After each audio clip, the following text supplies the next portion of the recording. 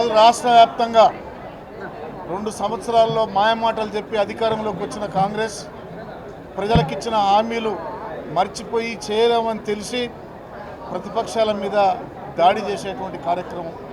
ముఖ్యంగా ఇవాళ హరీష్ రావు గారి మీద, మొన్న కేసీఆర్ గారి మీద, కేటీఆర్ గారి మీద మరి ఆధారాలని ఆరోపణలు చేసి పార్టీని ప్రజలను భయభ్రాంతులను చేయాలనేటువంటి దొంగ ఆలోచనలు రేవంత్ రెడ్డి గారు చేస్తున్నారు.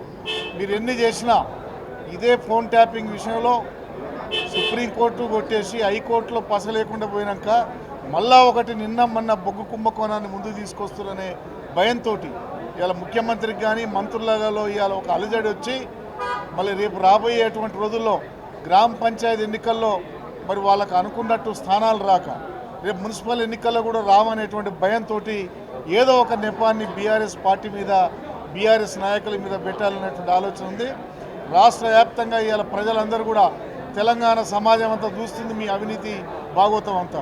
ఖచ్చితంగా కాంగ్రెస్ పార్టీని అన్ని స్థాయిల్లో చిత్తుగా ఓడిస్తేందుకు బీఆర్ఎస్ కార్యకర్తలు సిద్ధంగా ఉన్నారు.